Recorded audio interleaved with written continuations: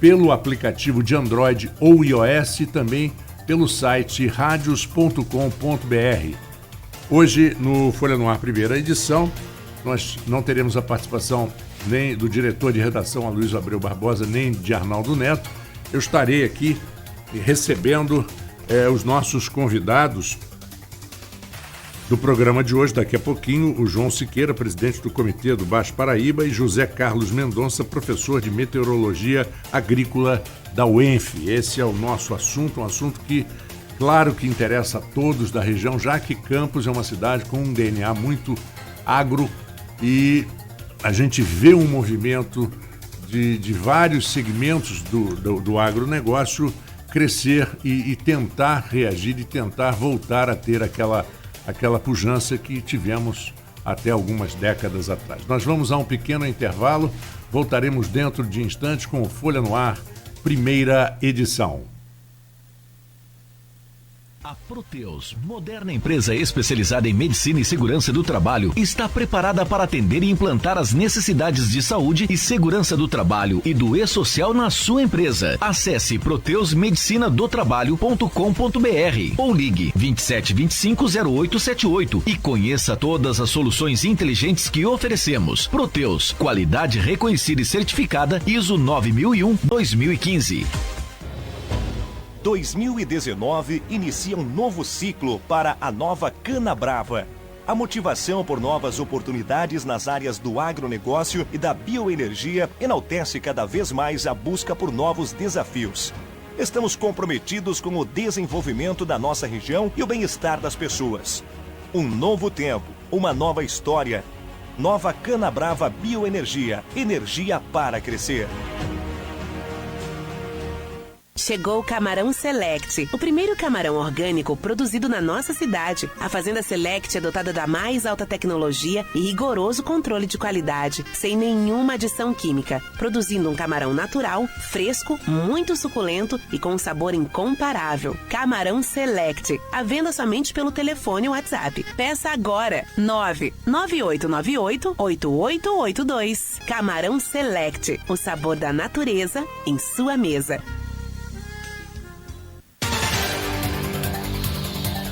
Bom, são 7h10. Até a gente começa esse segundo segmento no Folha no Ar. Primeira edição um pouquinho mais cedo, mas nós teremos muitos assuntos para conversar hoje, durante essa manhã, aqui no Folha no Ar, primeira edição. Vamos lá, então. Eu vou ler aqui rapidamente. Em primeiro lugar, eu quero agradecer e dar bom dia ao José Carlos Mendonça, professor de Meteorologia Agrícola da UENF. José Carlos, muito obrigado por estar conosco aqui no Folha no Ar e vamos tentar dissecar esse assunto.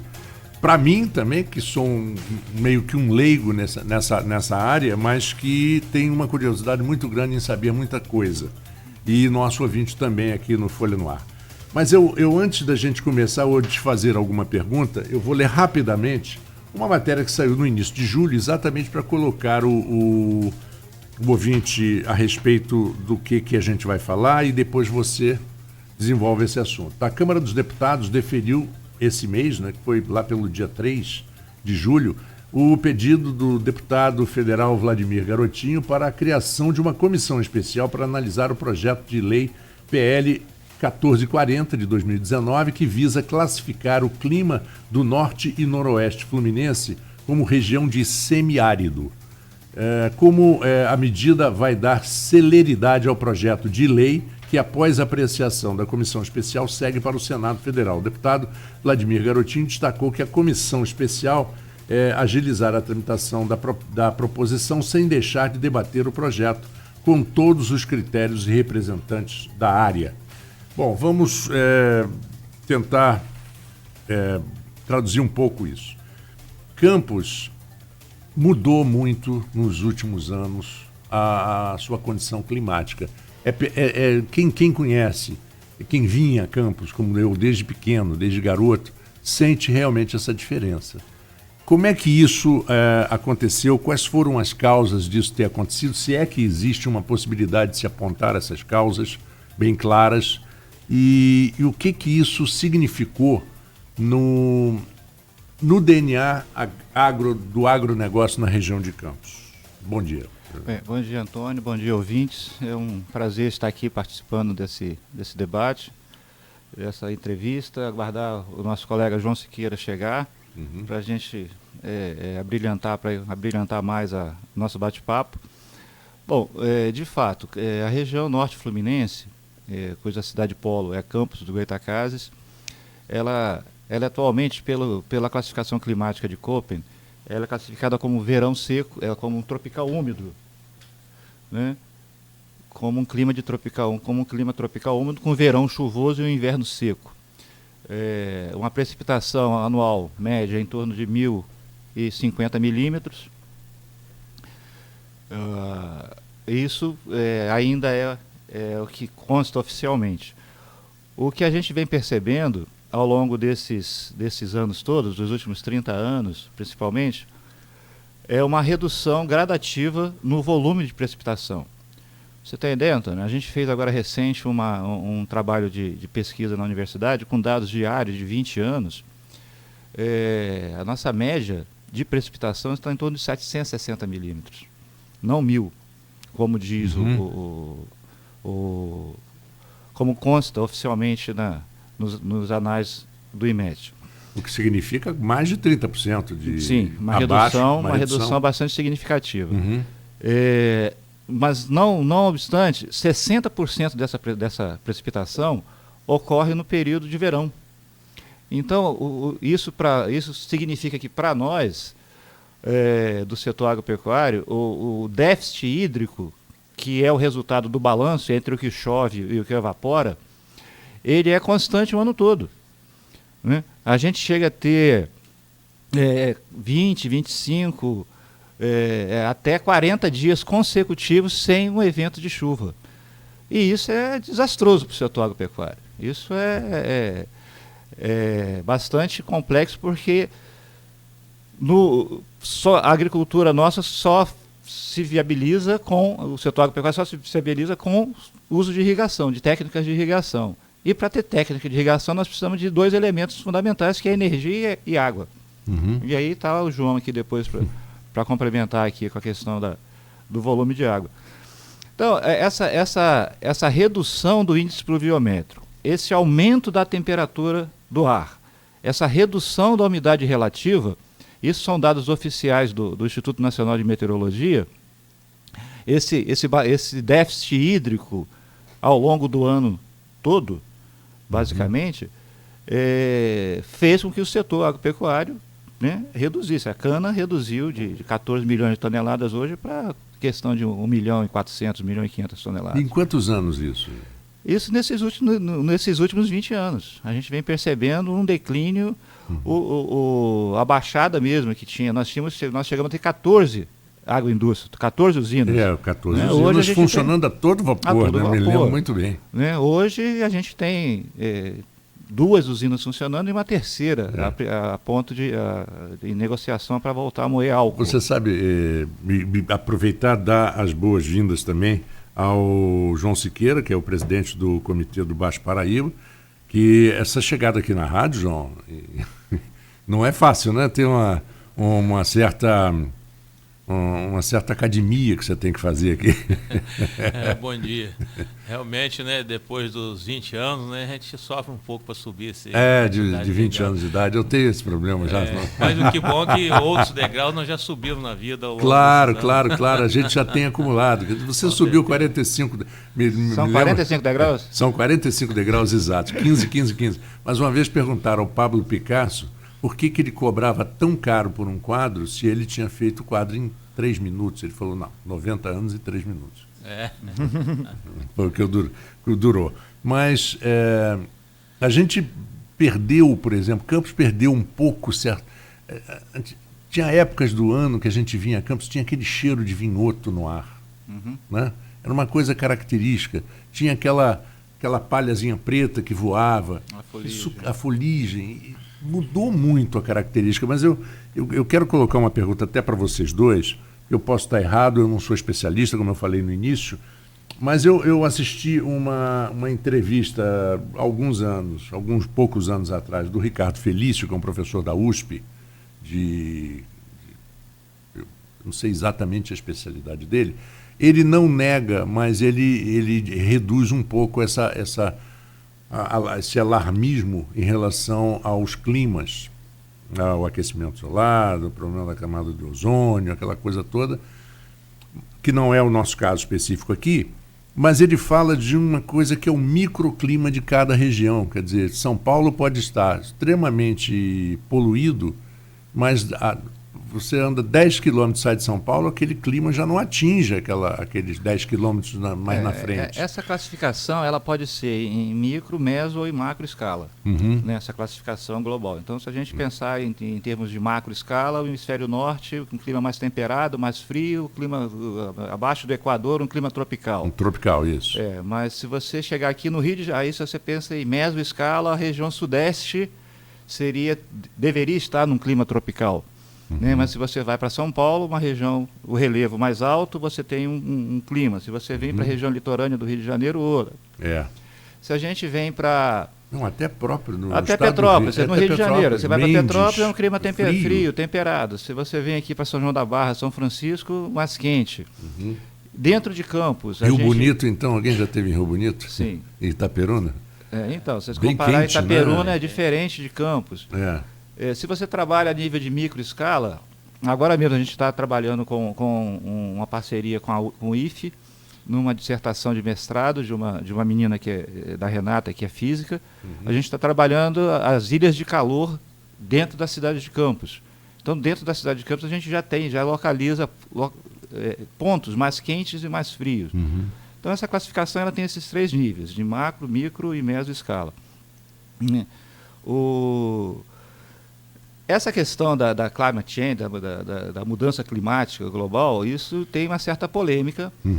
Existem setores da Organização Meteorológica Mundial que concorda, o próprio IPCC está aí mostrando mudanças, é um defensor das mudanças climáticas, e tem uma linha de pesquisadores internacionais, mundiais, tal, que não concorda, acha que isso não tem essa mudança, isso não está acontecendo.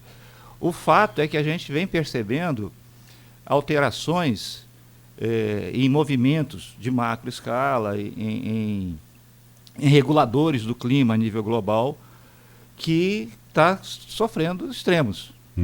A gente vê aí a constância dos fenômenos El Niño, aquecimento de água do Atlântico, do Pacífico.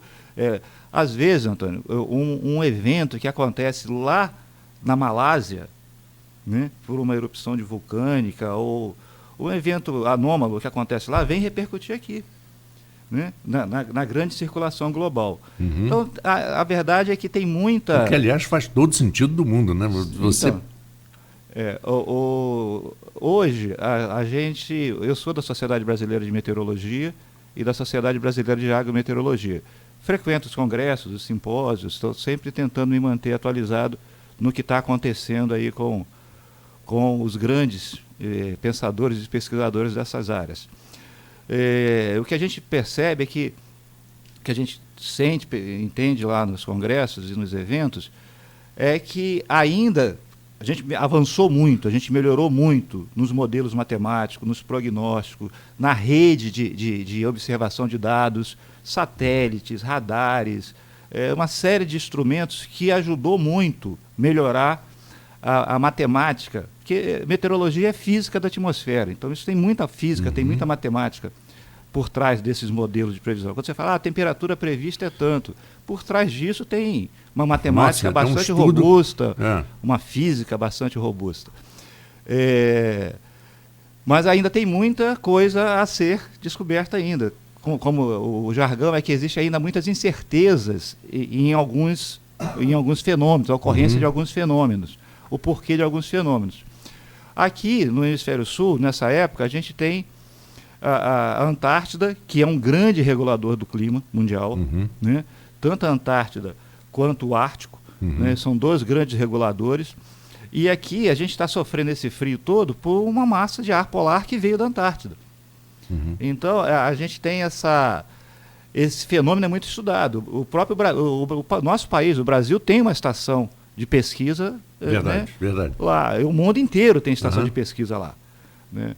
Recentemente, o ano passado, eu estive lá em Ushuaia, que é no pé da Argentina, que é a porta de entrada para a Antártida.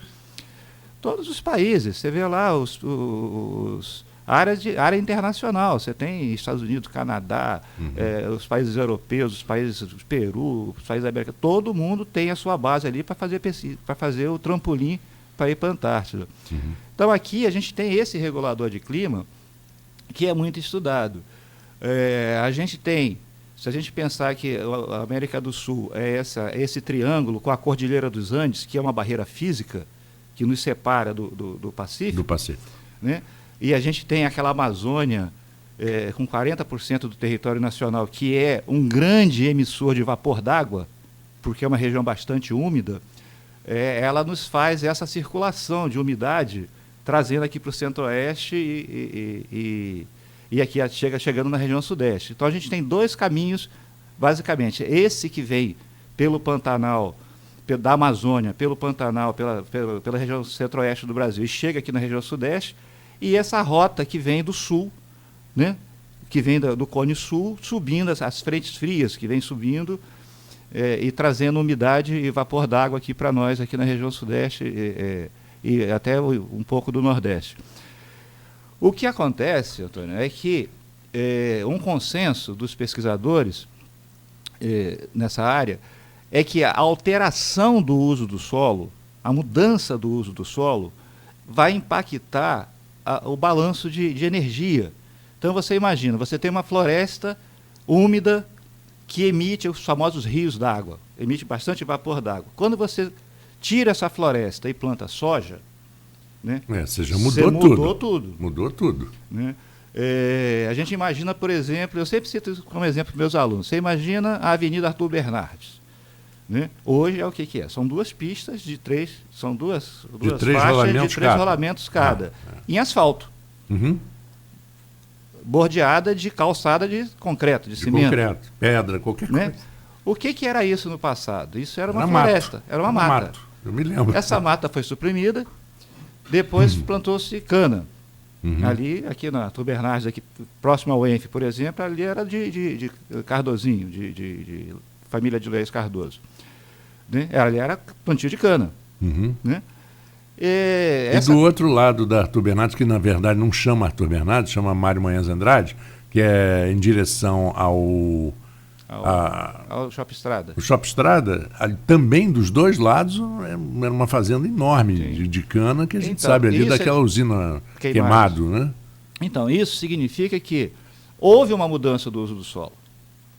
Essa mudança, a urbanização crescente, Campos, eu lembro quando eu era criança, a gente lá do IPS Parque Horário olhava e via o prédio da SIC, no centro. O único edifício que tinha. A gente via de longe. Hoje Campos verticalizou muito, expandiu, horizontalizou. Então, essa mudança de uso do solo, ela acaba por alterar as relações de energia do solo, de umidade, etc. E isso acaba afetando o clima de uma forma geral. Você imagina uma área de 5.000 hectares de soja ou de eucalipto. Então, essa relação de energia que vai manter a umidade. São Paulo, por exemplo. São Paulo, o norte de São Paulo, ele é só... o centro-oeste de São Paulo é cana de fora a fora. A cana foi ali, entrou no Triângulo Mineiro, chegou em Goiás. Então é um mar verde de cana. Impressionante aqui. Isso vai mudar. Dirigindo ali, pegando a Rodovia dos Bandeirantes, depois a Washington Luiz, em direção a São José do Rio Preto, que já é quase na divisa. Cana, né? Hã? Ainda é cana até. É cana. E uma coisa interessante, que São Paulo é considerado como um estado de cidades mais frias. Sim. São José do Rio Preto, por exemplo, Ribeirão Preto, são mais quentes do que Itaperuna. Sim. Né? São cidades... Então isso altera o balanço de radiação, altera o balanço de energia. Pra você ter ideia, a gente fez um trabalho de mestrado aqui numa área de canavial de sequeiro, a cana não era irrigada.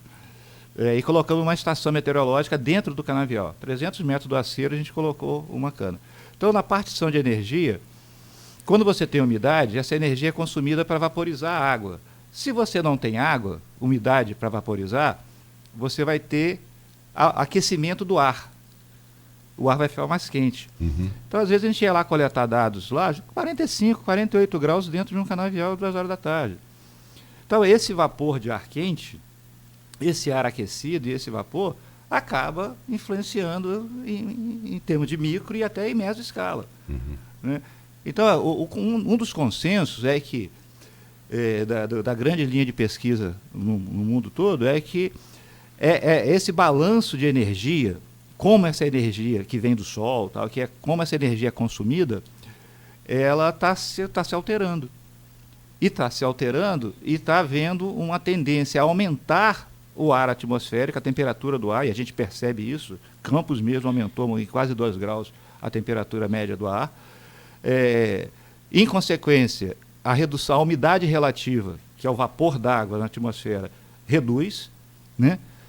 E isso vai impactar a chuva. Né? Então, são vários mecanismos de descontrole que acaba virando uma bola de neve, e a gente vai percebendo isso, tentando buscar engenharia que às vezes não consegue tanto, não consegue resolver tudo. E no caso do assunto, de entrar no assunto, o João Siqueira, como que isso afeta, por exemplo, a bacia hidrográfica, João? E o que você acha? Porque muita gente fala que o Rio Paraíba perdeu muito do seu volume devido também à vinda de São Paulo, que, né, puxa um pouco de água para atender as cidades e vai reduzindo, aí vai causar até o problema que tem no Pontal, que a gente sabe. Mas como você acha que o Rio sofre ou não sofre em relação a isso? Sofre muito. Esse é objeto dos últimos 5 anos de até perda de sono que a gente tem, né, devido ao grande amor que a gente adotou essa causa. Mas, se você me permite, eu vou fazer uma passada rápida sobre o microclima que o professor Mendonça falou aqui, e sobre a região e sobre a cultura da cana aqui na região.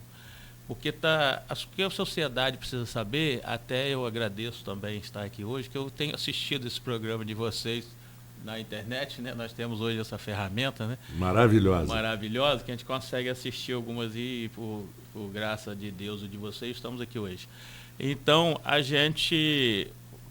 sociedade precisa saber da onde vêm as coisas. Nós hoje queremos buscar assim, como fazer como apertar um parafuso. Você escreve isso no Google, lá você descobre como apertar um parafuso.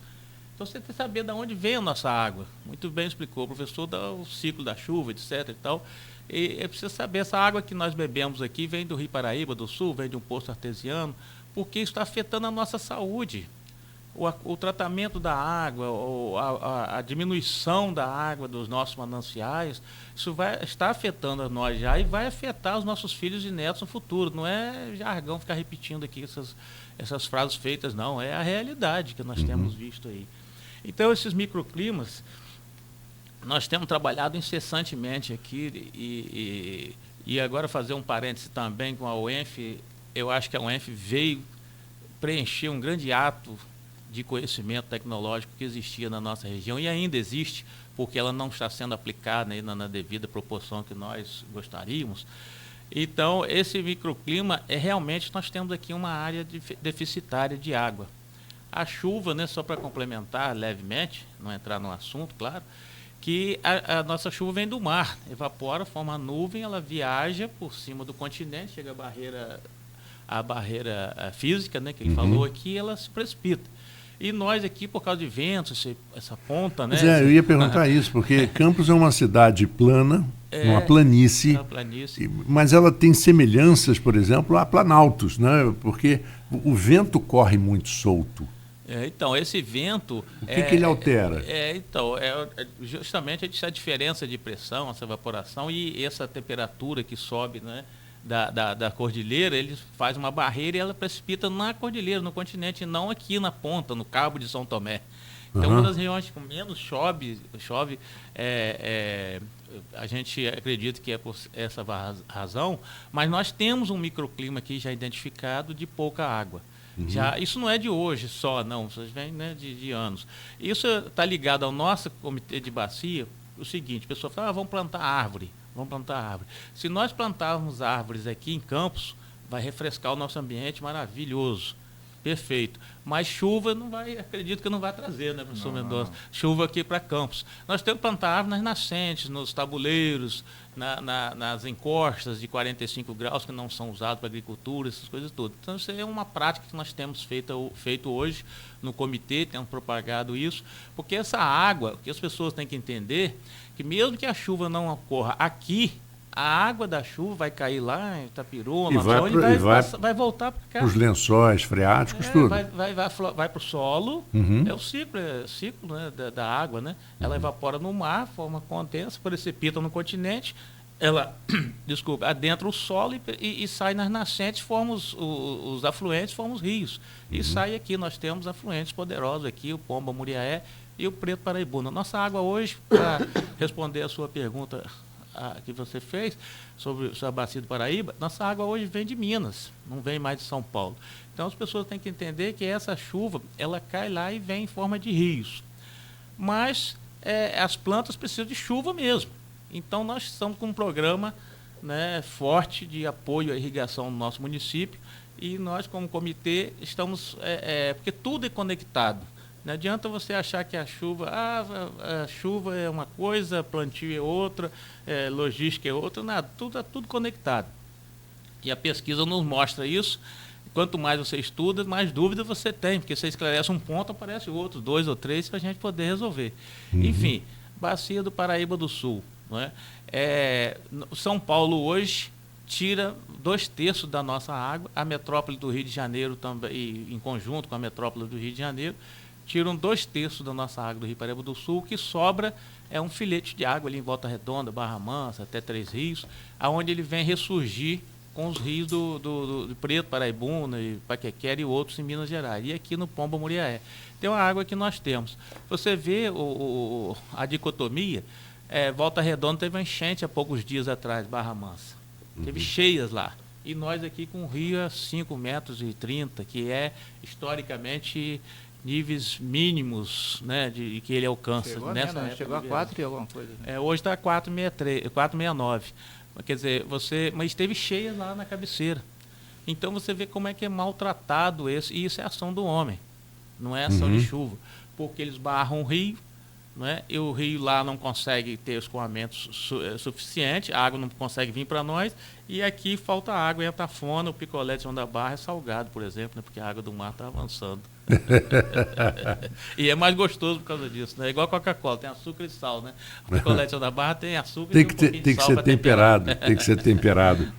E essa engraçado porque é aquilo que a gente fala, eu sinto aqui diariamente o problema da previsão.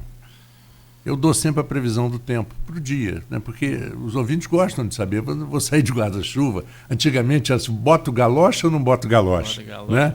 Mas dificilmente acerta.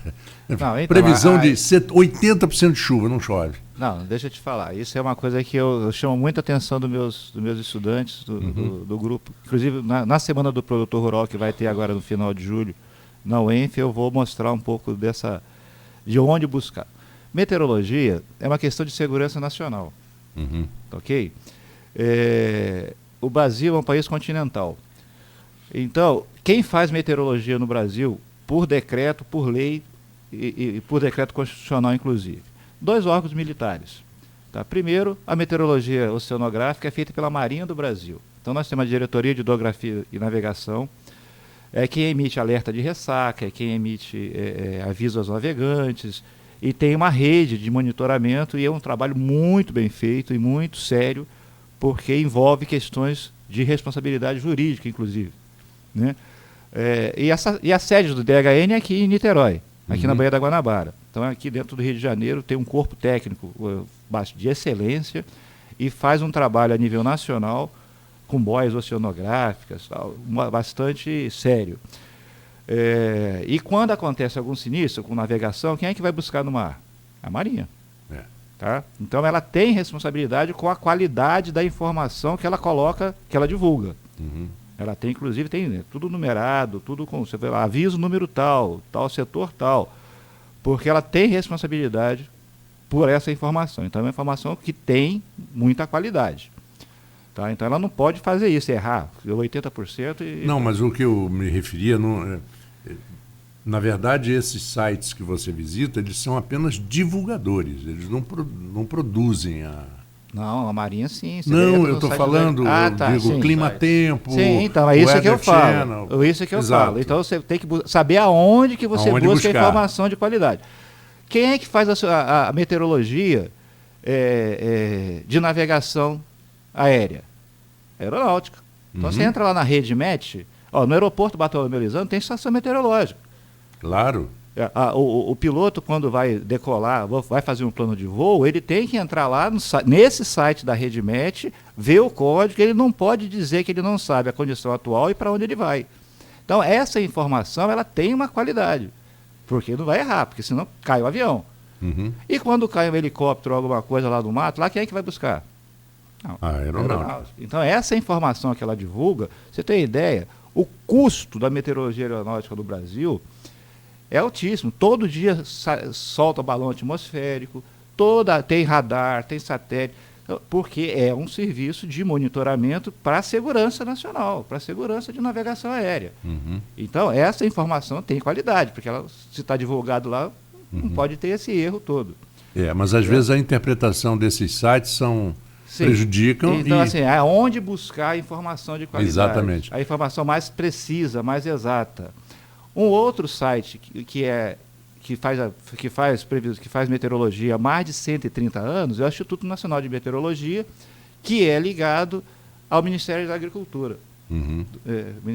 Então, esse site, hoje nós temos mais de 500 estações, e aqui em Campos nós temos 2 estações do IMET com dados em tempo real na internet. Nós temos uma no Colégio Agrícola, outra no aeroporto do Farol de São Tomé, ligado ao sistema. Esse sistema vai para o satélite e volta para a rede de computadores. A gente entra no site do IMET com dados em tempo real que nos dá e com previsões.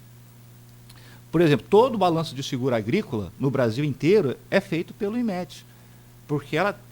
Então, eu estou falando, a ideia é aonde buscar um dado de qualidade. Tal. Um outro site um outro órgão que a gente trabalha muito é o CPTEC, ligado ao INPE, é o Centro de Pesquisa de Tempo e Estudos Climáticos, que fica aqui em Cachoeira Paulista. O CPTEC, ele faz pesquisa e desenvolvimento, ele tem curso de mestrado, doutorado, tal, e tem um corpo técnico bastante robusto e é ligado ao Instituto Nacional de Pesquisas Espaciais. Então você imagina, você vai lançar um foguete se você não tem uma previsão de tempo exata. Entendeu? Você vai lançar um radar, um satélite. Então, esse nível tecnológico, eu falo assim, a Somar Meteorologia, a Climatempo, eu conheço os donos da Climatempo, eles fazem meteorologia privada. Existe mercado para isso. Existe mercado para isso. Mas ela não tem esta preocupação com essa exatidão da informação. Tem seu valor no mercado, tá? Mas ela não tem esta preocupação com essa exatidão da informação. Então, por exemplo, eu falo para meus estudantes, meus alunos, você vai fazer um laudo, vai fazer um relatório, ou procura um dado que tenha a sua qualidade. Alguém que tenha responsabilidade do que está dizendo, sim, porque sabe que aquilo pode provocar... Hoje, por exemplo, na InterTV, a gente ajudou lá o quadro da previsão do tempo, ajudando a jornalista lá, a Fabiana Lima. E a primeira coisa que eu falei com ela foi isso. Procura as informações nos órgãos que têm responsabilidade legal por isso. Né? Então, a gente tem muita confiança quando você tem uma informação vinda do IMET, de um CPTEC, de uma... Porque são algo que não podem errar. Eles não têm o direito de errar, até por responsabilidade legal. Né? Então, assim, às vezes o pessoal fala assim, porque o site tal disse e aí errou, aí coloca a situação em descrédito. Eu sempre falo para o grupo da imprensa, jornalistas em geral, porque você está buscando a informação no local menos apropriado, vamos dizer assim. Exato. Vamos procurar numa instituição que tenha... Na verdade, isso bate com o princípio jornalístico, né? Você tem que buscar a fonte na fonte certa. Sim, né? na fonte certa. A informação na fonte certa Porque e conferir. Aí a pessoa fala, porque segundo isso aconteceu e não deu certo. Aí coloca o quadro todo em descrédito, quando na verdade ele é que está gerando uma informação. Isso é um risco muito grande para o sistema, né? Mas é um assunto interessante que vem de encontro que nós estamos fazendo hoje aqui em Campos. Mais uma vez a UENF prestando um serviço à sociedade, além dos que já presta, entendeu? Se você quiser saber se vai sair de casa de galocha ou não, tem uma TV hoje na sede do comitê, lá ao lado do banco, na UENF, que você vê uma imagem online do radar que nós temos aqui, um em Macaé, outro na Baía de Guanabara. E aí você vê as nuvens caminhando, né, para onde vai o caminho, um extrato de nuvens, né, que tem. Hoje e o radar lá na sede do INEA tem isso. E esse serviço, lógico que não é uma previsão de tempo, porque o que nós estamos trabalhando, o senhor Mendonça deve concordar, que nos países da Europa, Estados Unidos, a rede de monitoramento de estações é muito maior do que a nossa aqui. Por exemplo, esses 2 radares vieram em 2007, 2008, né, Mendonça, 2012, né, daquela problema de Friburgo, da região serrana. Aí adquiriram, um deles é da UENF, né, ou seja, o 2 está lá e tudo, né, ali em Macaé. Então, esse monitoramento mais específico e localizado é que nos dá a precisão disso aí. Então nós hoje estamos montando no comitê porque quem monitora aqui os rios da nossa região é o INEA, Instituto Estadual do Ambiente, a Agência Nacional de Águas, através dos seus sites, falando de água, tá? Monitoramento de água, qualidade e quantidade de água. Então, mas nós temos um hiato aqui, porque nós, talvez por estarmos no norte do estado, ainda não precisamos desenvolver essa região. E um dos nossos trabalhos da universidade, estatutariamente para isso, no desenvolvimento regional, nós promovermos isso. E a preocupação do nosso comitê, número 1, é essa: desenvolvermos a disponibilidade de água para a população, a informação para a população e motivarmos algumas ações mesmo efetivas, que isso possa ser melhorado para que as pessoas irriguem, usem água, essas coisas todas, entendeu? Nós temos hoje, fazendo um monitoramento da Baixada Campista, que ainda não foi feito, e locais que ainda não estão sendo monitorados, nem pelo Estado, muito menos pelo governo federal. Bom, são 7h45, eu vou pedir agora um pequeno intervalo, a gente já volta. Vamos voltar ao assunto dessa mudança da classificação do clima do norte e noroeste, suas consequências, seus benefícios e talvez, quem sabe, até algumas críticas, ou algumas consequências negativas que possam vir com isso. Já voltamos. Quando se pensa em exames laboratoriais, logo vem em nossa cabeça